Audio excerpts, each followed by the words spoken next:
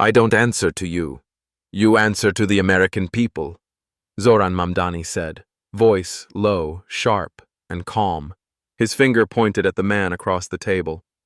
The room fell into a silence so thick it could suffocate. Former Attorney General Bill Barr didn't blink. But for the first time that morning, he didn't speak either. The entire hall, a grand wood-paneled federal hearing room in Washington, D.C., held its breath. Was this the moment a sitting congressman publicly accused a former attorney general of suppressing evidence? What was in that folder Zohran slammed on the desk minutes before? Why did Barr refuse to open it? And the biggest question of all, why was the Department of Justice hiding what had happened in Flint, Michigan in 2020? The cameras caught everything. This wasn't just another televised oversight hearing. This was a firestorm, burning across the internet within minutes. And it all began when Zohran Mamdani walked into room 4C at 9:01 a.m., holding a worn leather folder, and sat across from a man most still feared to confront. Let's go back to where it started, just 90 minutes earlier. It was a gray Wednesday, unusually humid for October. Rain streaked the tall windows of the old federal building. The hearing room smelled faintly of ink, wood polish, and nerves. At the long, U-shaped desk, Congressman Mamdani adjusted his collar and scanned the packed gallery behind the cameras. Journalists, law students, activists, they were all waiting for fireworks. But even they didn't know what was coming. Bill Barr entered like a tank, stiff, square-jawed, eyes cold. He'd been called to testify about DOJ conduct during his final year in office, particularly around the Flint water contamination lawsuits. The committee was supposed to be a procedural affair, nothing explosive. At least that was the assumption. But Zohran had something else in mind. He waited for his turn to question. 3 hours passed. Senators shuffled papers, exchanged pleasantries, asked cautious, scripted questions. Barr deflected with his usual practiced calm. Then Mamdani leaned forward, flicked on his microphone, and asked quietly, "Mr. Barr, when were you first made aware of internal DOJ communications instructing federal attorneys not to pursue prosecution in the Flint case?" A murmur. Cameras zoomed. Barr paused, just briefly, and replied, "I don't recall any such communication." Zohran didn't flinch. "Would you be surprised if I told you I have them here?" He slid the worn folder onto the table and opened it slowly, deliberately. Inside were printed emails, dated and time-stamped from high-ranking DOJ officials. One in particular, marked urgent, stop immediately, had a subject line that read, "Flint civil case, White House intervention." Barr's eyes flicked toward the folder. Still, he said nothing. "You were Attorney General," Zohran said evenly.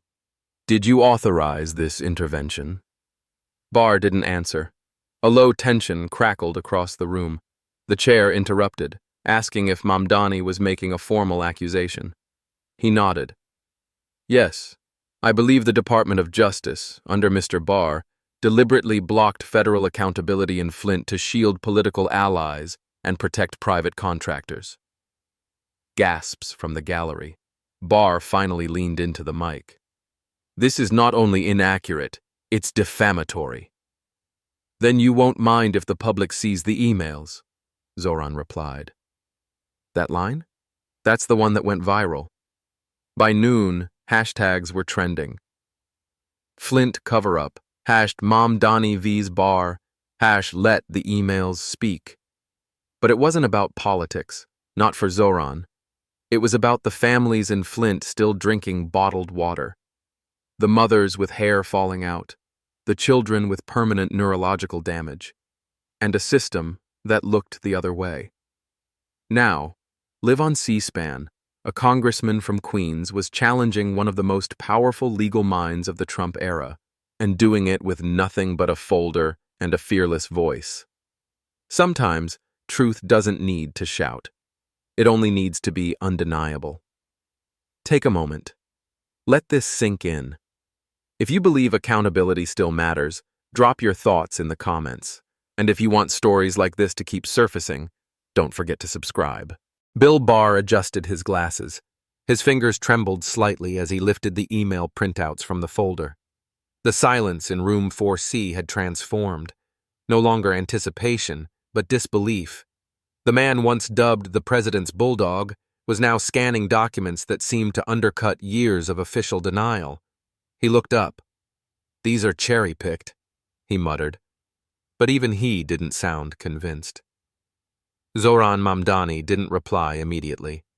He didn't need to. The entire committee was watching Barr now, waiting for something more substantial than an excuse. "You said you were unaware of these communications," Zohran said, voice steady. "So I'm giving you the opportunity to clarify. Are these emails fake?"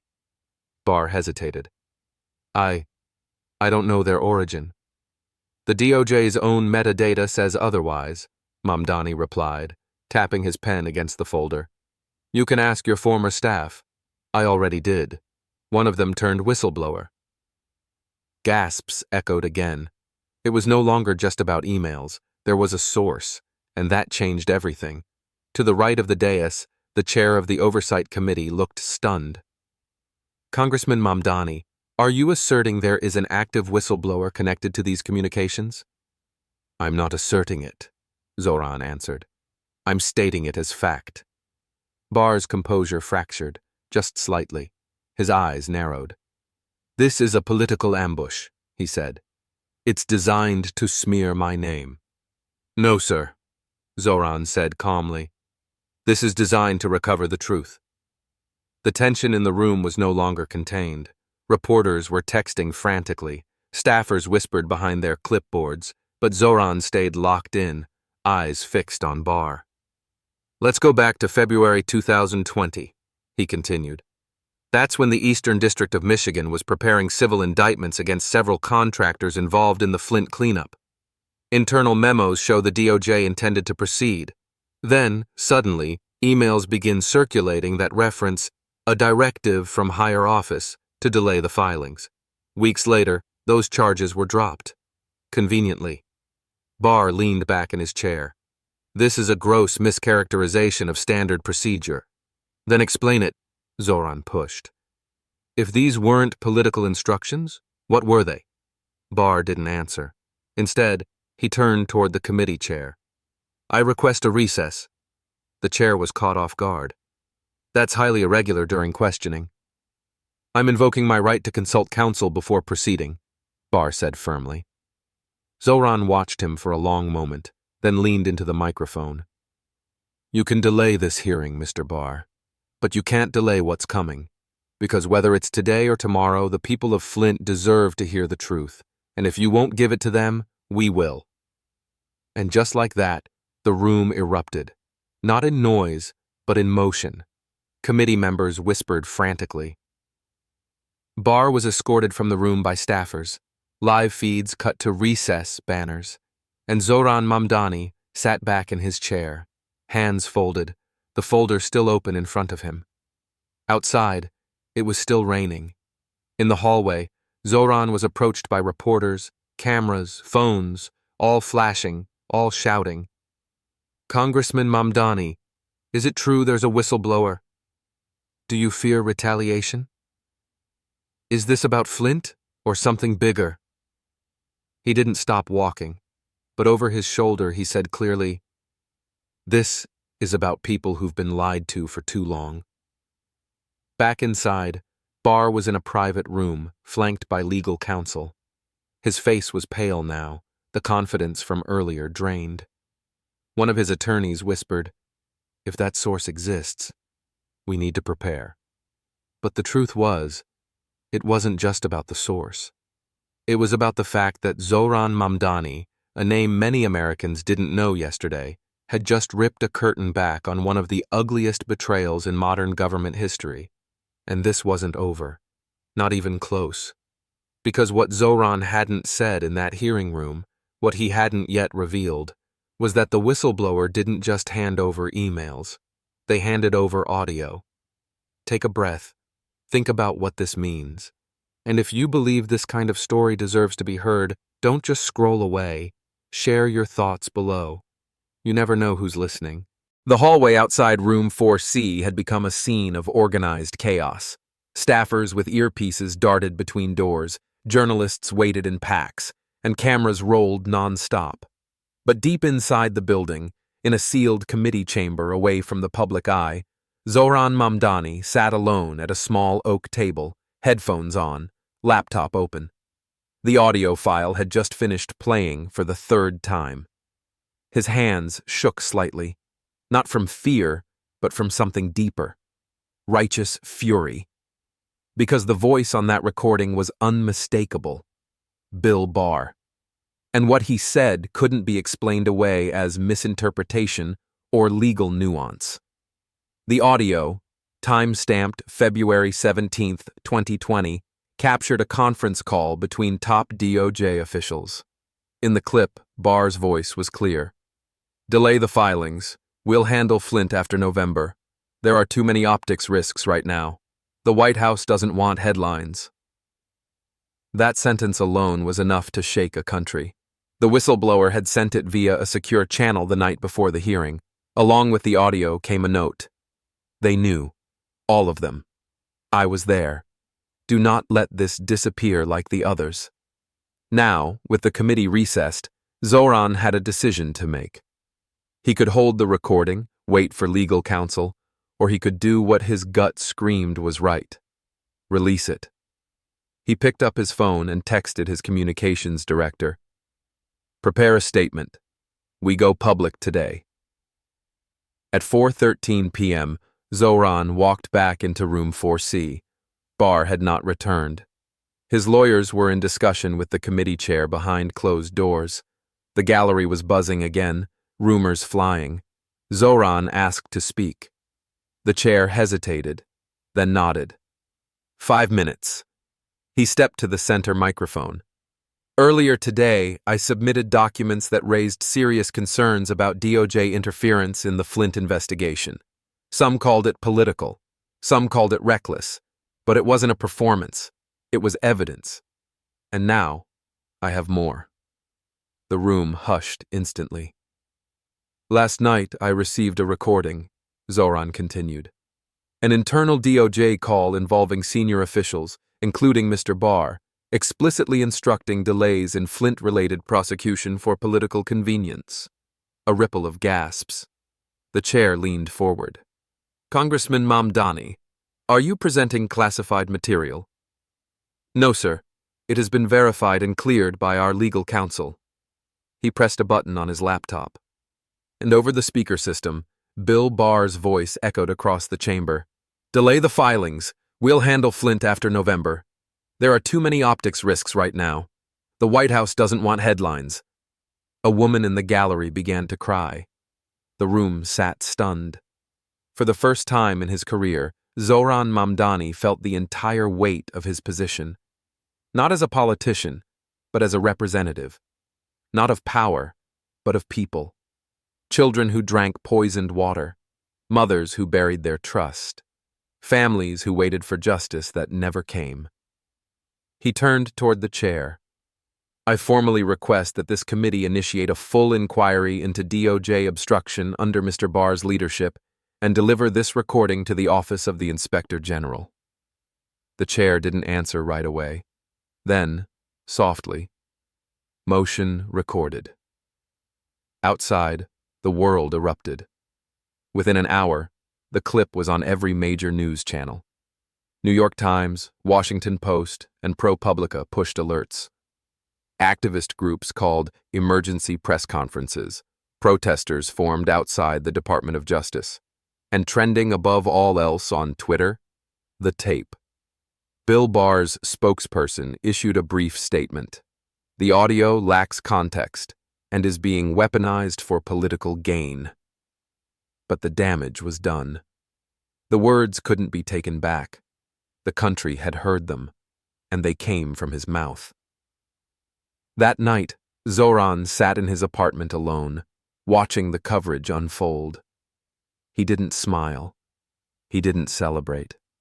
He thought of the families in Flint, still waiting, still boiling their water, still hoping someone, someday, would care enough to act.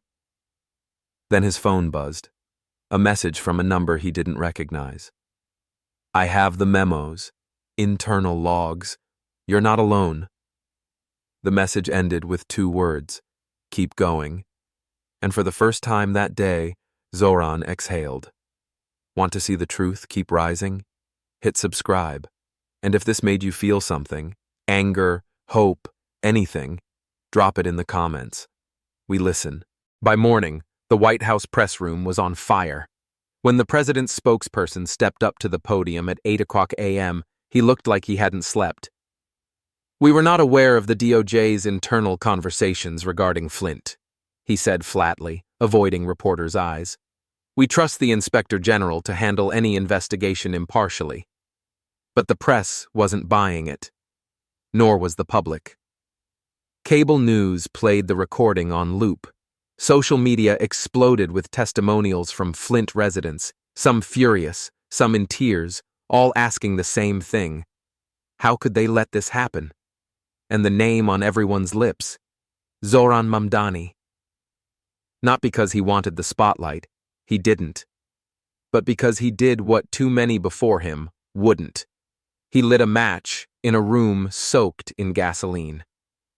At the Capitol, security was tighter than usual. Committee Room 4C was now packed beyond capacity. Barr had agreed, reluctantly, to return. His legal team had spent the night drafting a response.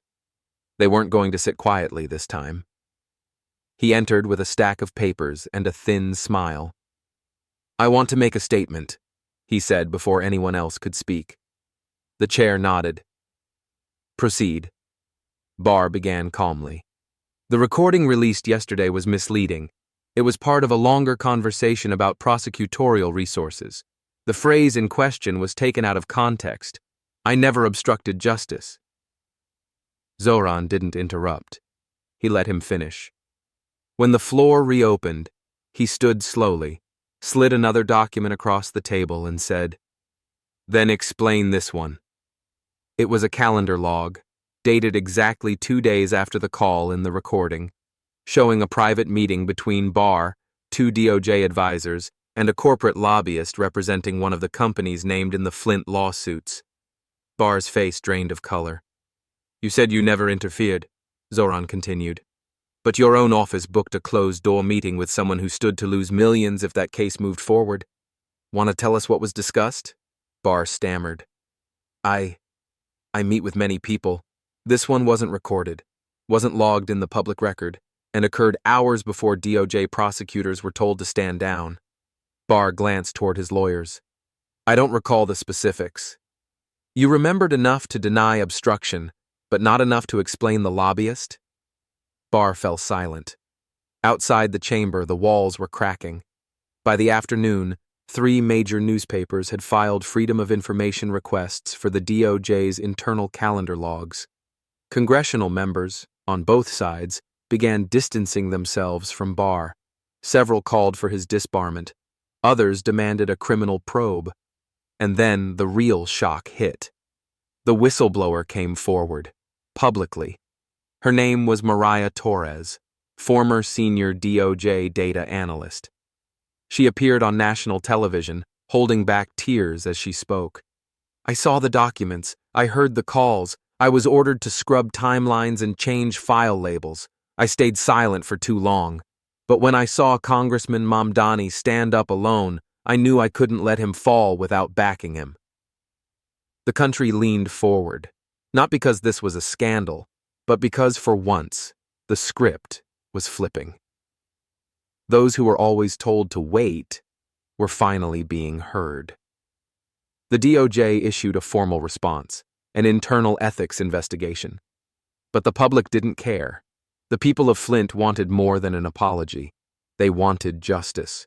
And Zohran, whether he intended to or not, had become the face of that demand. Petitions circled, hearings multiplied, and behind closed doors, whispers began of reopening criminal negligence charges against several government officials. And Barr?